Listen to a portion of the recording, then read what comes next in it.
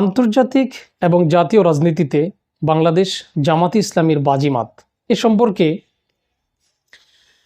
যদি চিন্তা করেন 2024 সালে জামাতকে ধ্বংস করতে চেয়েছিল আওয়ামী লীগ, কিন্তু ধ্বংস করতে পারেনি, বরং জামাতকে ধ্বংস করতে এসে তারা নিজেরাই ভেনিশ হয়ে গিয়েছে, দেশ থেকে পালিয়েছে। বর্তমান বাংলাদেশের সবচেয়ে বড় রাজনীতি হচ্ছে, জনপ্রিয় রাজনীতি হচ্ছে ভারতীয় আধিপত্যবাদ বিরোধী রাজনীতি। আর বলা যায় বর্তমান সময়ে বাংলাদেশে এই ভারতীয় আধিপত্যবাদ বিরোধী রাজনীতিতে নেতৃত্ব দিচ্ছে, লিড দিচ্ছে বাংলাদেশ জামাত ইসলামী। শুধু তাই নয়, দেশীয় রাজনীতিতেও কিভাবে জামাত ইসলামী অত্যন্ত প্রভাবশালী হয়ে উঠেছে এ সম্পর্কে যদি যৎসামান্য বলি। অন্তর্বর্তী সরকারের ডক্টর ইউনূসের আমলে যখন ইসলামী ব্যাংকে দখল করার জন্যে, যখন মতিঝিলে প্রকাশ্যে ছিনতাই করার জন্য সন্ত্রাসী বাহিনী দিয়ে বিএনপি সমর্থক গোষ্ঠী চলে এসেছিল, তখন এক পর্যায়ে তারা এখান থেকে পালিয়ে যেতে বাধ্য হয়েছে, বরং তারা তখন ইসলামী ব্যাংকে দখল করতে পারেনি। এরপর বিএনপি ক্ষমতায় আসলো। ক্ষমতায় আসার যে প্রেক্ষাপট এ সম্পর্কে একটু না বললেই নয়। 2026 সালের 12ই ফেব্রুয়ারি যে নির্বাচন হয়েছে, আপনি যদি শতকরা 100 জনের মধ্যে 90 জন নিরপেক্ষ মানুষকে, অর্থাৎ সত্যবাদী মানুষকে যদি আপনি জিজ্ঞেস করেন সে যে দলেরই হোক, যে নির্বাচনে কি কারচুপি হয়েছে কিনা, তারা বলবে হ্যাঁ নিশ্চয়ই কারচুপি হয়েছে এবং ইলেকশন ইঞ্জিনিয়ারিংয়ের মাধ্যমেই বিএনপি ক্ষমতায় এসেছে, এটা সবাই স্বীকার করবে।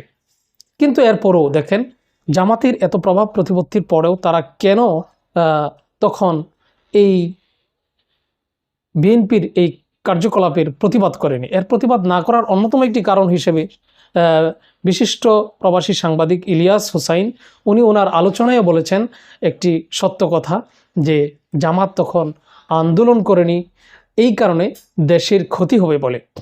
এখানে একটি কথা, আরেকটি কথা উল্লেখযোগ্য, খুবই পুরনো কথা, 1971 সালেও জামাত কেন যুদ্ধ করেনি? এর একটি উত্তর হচ্ছে, জামাত চেয়েছিল আমার দেশের ব্রিজ ভাঙবে, কালভার্ট ভাঙবে, আমার দেশের মানুষ ক্ষতিগ্রস্ত হবে, সুতরাং যুদ্ধের মাধ্যমে নয় বরং ভিন্ন উপায়েই এটা বাংলাদেশ, এটা স্বাধীন হবে, যে কোনো পর্যায়ে হবে, এটা টুডে টুমোরো হবে। জামাতের এই কনফিডেন্স ছিল, বরং তারা যুদ্ধ চায়নি, তারা যুদ্ধ অপরাধ করেনি, বরং তারা যুদ্ধটা তখন সরাসরি সম্পৃক্ত হয়নি, করেনি। যাই হোক, এটা পুরনো কথা, বর্তমান সময়ে আসি। এরপর বিএনপি যেভাবেই হোক ক্ষমতায় আসলো। ক্ষমতায় আসার পর যখন আবারও এই যে জামাতের বিভিন্ন প্রতিষ্ঠানগুলোকে কক্ষিগত করতে চেষ্টা শুরু করলো, এর প্রথম পর্যায়ে দেখা গেল আবারও তারা ইসলামী ব্যাংকে, সেই এসালামের যে ব্যাংক লুটেরা সবচেয়ে বড় যে সহযোগী খুরশেদ আলমকে ইসলামী ব্যাংকের চেয়ারম্যান হিসেবে নিযুক্ত করলো এবং একটা বাংলাদেশ ব্যাংকের মাধ্যমে, এবং একটা পরিচালনা পরিষদ দিল। এবং তখন সচেতন গ্রাহক ফোরাম, এখানে গ্রাহকরা তো ছিলই, এবং বাংলাদেশ জামাত ইসলামীর নেতৃবৃন্দ যারা ইসলামী ব্যাংকের গ্রাহক, তারাও এই আন্দোলনে নেতৃত্ব দিল। এক পর্যায়ে এই নেতৃত্ব দেওয়ার কারণে, জামাতের সম্পৃক্ততার কারণে, সত্য কথা যেটা, তখন আন্দোলন এতই তীব্র হলো, এক পর্যায়ে এই চেয়ারম্যান সহ পুরো পরিষদ তারা ভেঙে দিতে বাধ্য হলো। অর্থাৎ এখানেও তারা সরকারি দল হলেও তাদের একটা পরাজয় এখানে বাংলাদেশের মানুষ প্রত্যক্ষ করেছে। এরপরে দেখেন, আদ্দিন হসপিটাল, সরকার ছোট্ট একটা ঘটনায়, যেমন 6 জন শিশু নিহত হয়েছে, এই ঘটনায় একটি হাসপাতালকে বন্ধ করে দিয়েছে। এর কারণ হিসেবে মানুষ মনে করছে যে বাংলাদেশের জনপ্রিয় হসপিটালগুলো বন্ধ করে দেয়া এবং মানুষকে সেই ভারতমুখী করা, হসপিটালের চিকিৎসা সেবার জন্যে আবার ভারতমুখী করার একটা পায়তারা হিসেবে মানুষ দেখছে। বরং এই নিষিদ্ধকরণকে মানুষ মেনে নিচ্ছে না, হাসপাতাল থেকে রুগীরা পর্যন্ত সরে যাচ্ছে না, বলছে এটা গরিবের হসপিটাল, এই হসপিটালকে বন্ধ করা যাবে না, বরং এর সাথে যারা সম্পৃক্ত অপরাধী তাদেরকে আপনারা শাস্তি দিতে পারেন। এখানেও এক পর্যায়ে অবস্থা দৃষ্টি মনে হচ্ছে এখানেও তারা পরাজিত হবে। শুধু তাই নয়, বাংলাদেশের রাজনীতিতে যদি চিন্তা করেন, এখানে জামাতে ইসলামী, জামাতে ইসলামী ইতিমধ্যেই চীনের সাথে যে সুসম্পর্ক দেখিয়েছে, এটা ভারতের গালের চপটাঘাত ছাড়া আর কিছু নয়। ভারত অত্যন্ত নিবিড়ভাবে পর্যবেক্ষণ করছে যে কিছুদিন আগে রমজান মাসে কিভাবে জামাত ইসলামীর আমিরের ডক্টর শফিকুর রহমান মাননীয় এমপি, ওনার আসনে যে ইফতার বিতরণ হয়েছে, এখানে অনেক উপটোকন তখন মানুষদেরকে দেওয়া হয়েছে, এটা চীনের পক্ষ থেকে দেওয়া হয়েছিল।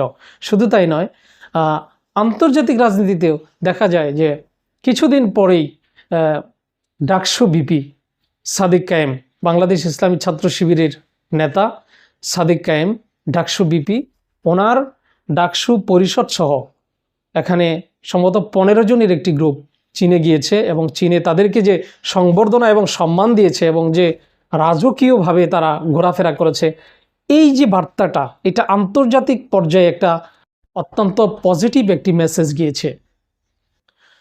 শুধু তাই নয়, এরপরে দেখেন এই যে চীন পাশাপাশি পাকিস্তান, এই পাকিস্তানে বাংলাদেশ জামাত ইসলামের একজন মাননীয় এমপি অধ্যাপক মুজিবুর রহমান, উনি সফর করেছেন, অত্যন্ত রাজকীয় সফর। ওনাকে যে ওয়ার্ম সংবর্ধনা দেওয়া হয়েছে, এটা বিশ্বের মানুষ দেখেছে। শুধু তাই নয়, কিছুদিন পরে আবার ইসলামী ছাত্র শিবিরের কেন্দ্রীয় সভাপতি নুরুল ইসলাম সাদ্দাম, উনিও পাকিস্তানে গমন করেছেন এবং সেই পাকিস্তানে লাল গালিচার সংবর্ধনা সহ ওনাকে যে আতিথেয়তা এবং যে সম্মান দেখিয়েছে পাকিস্তান, এটা পুরো পৃথিবীর মানুষ মিডিয়ার কল্যাণে উপলব্ধি করেছে, দেখেছে। দেখেন এই যে জাতীয় পর্যায়ে এবং আন্তর্জাতিক পর্যায়ে স্টেপ বাই স্টেপ জামাত যেইভাবে এগিয়ে যাচ্ছে, এটা অত্যন্ত নজিরবিহীন ঘটনা।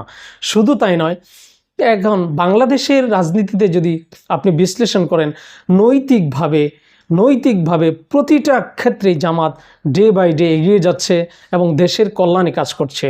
যেমন আপনি যদি দেখেন বাংলাদেশে যতগুলো রাজনৈতিক দল আছে, এর মধ্যে বিএনপি, জাতীয় পার্টি, আওয়ামী লীগ, জামাত ইসলাম সহ অন্যান্য যত রাজনৈতিক দল আছে, দেশের কল্যাণে তারা কি কাজ করেছে, উল্লেখযোগ্য কি কাজ করেছে? অথচ জামাত ইসলামী বাংলাদেশের আনাচে কানাচে অসংখ্য স্কুল, কলেজ এবং হসপিটাল, ব্যাংক প্রতিষ্ঠার মাধ্যমে সমাজের অসংখ্য অগণিত দৃষ্টান্ত স্থাপন করে যাচ্ছে মানব সেবার।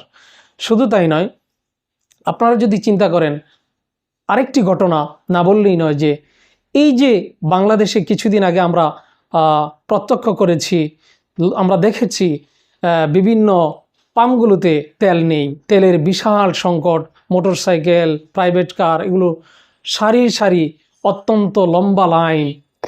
যখনই একটা কমিটি করে দেওয়া হলো এবং সেই কমিটিতে যখন জামাত ইসলামী নেতৃবৃন্দ ইনভলভ হলো, 1 থেকে 2 দিনের মধ্যেই দেখা যায় সেই লাইন আর নাই এবং সেই যে সমস্যাটি কিভাবে কাটিয়ে উঠেছে বাংলাদেশ, সেটা বাংলাদেশের মানুষ প্রত্যক্ষ করেছে। এবং এই বাংলাদেশ জামাত ইসলামী ইরানের সাথে সুসম্পর্ক, ইরানের রাষ্ট্রদূতের সাথে দেখা করে, ইরানের রাষ্ট্রদূত জামাত ইসলামীর আমির সহ জামাত ইসলামী নেতৃবৃন্দের সাথে সাক্ষাৎ করেছে এবং এই সাক্ষাৎকার একটা বার্তা দেয়, একটা সুসম্পর্কের একটা বার্তা দেয় যে ইরানের সঙ্গেও যখন ইরানের প্রেসিডেন্ট যখন নিহত হয়, তখন বাংলাদেশের পক্ষ থেকে যে একটা বার্তা, সুখ বার্তা দেওয়ার কথা ছিল, সেটা কিন্তু সেইভাবে বাংলাদেশ দিতে ব্যর্থ হয়েছে।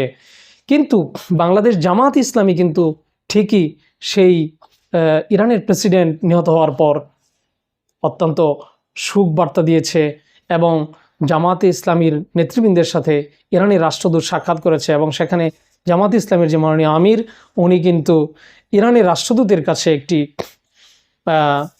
অত্যন্ত জোরালো একটি দাবি জানিয়েছেন, তিনি যেন বাংলাদেশে একটি অত্যন্ত আন্তর্জাতিক মানের স্বনামধন্য একটা হসপিটাল যেন করা হয় এবং তারা সেখানে সম্মতিও দিয়েছে। এটা এই যে হসপিটাল, চীন হসপিটাল করবে, ইরান হসপিটাল করবে, এই যে হসপিটাল বিদেশি সংস্থাগুলো, বিদেশি দেশগুলো যদি এই বাংলাদেশে তারা এই হসপিটাল করে, তাহলে দেশের স্বাস্থ্যসেবা কোন পর্যায়ে যাবে, মানুষ কত উন্নত পর্যায়ে স্বাস্থ্যসেবা পাবে, এটা ভাবতেই পারছেন। আর এটা ইরান যদি করতে চায়, তাহলে নিঃসন্দেহে এটা বাস্তবায়ন হবে। কারণ ইরান যদি চায় যে আমি বাংলাদেশে একটা জনপ্রিয় হসপিটাল আমি করতে চাই, বাংলাদেশ দিতে বাধ্য। কারণ নয়তো ইরান যদি বলে আপনারা যদি আমাদেরকে এই সেবামূলক কাজ করতে না দেন, আপনাদের কিন্তু হরমুজ প্রণালী বন্ধ করে দেওয়া হবে। বাংলাদেশ দিবেই। এই যে রাজনীতি, এটা বার্তা দিচ্ছে বাংলাদেশ জামাত ইসলামীর উত্থান, এবং এই উত্থান কেউ ঠেকাতে পারবে না। বরং জামাত ইসলামী এমন একটি শক্তিতে পরিণত হয়েছে, এই শক্তিকে যারা ধ্বংস করতে ইতিপূর্বে এসেছে এবং ভবিষ্যতে আসবে, অবস্থা দৃষ্টি মনে হচ্ছে তারা নিঃসন্দেহে ধ্বংস হয়ে যাবে, ভ্যানিশ হয়ে যাবে। সুতরাং জনমুখী রাজনীতি যারা করবে তারাই টিকে থাকবে এই বাংলাদেশে।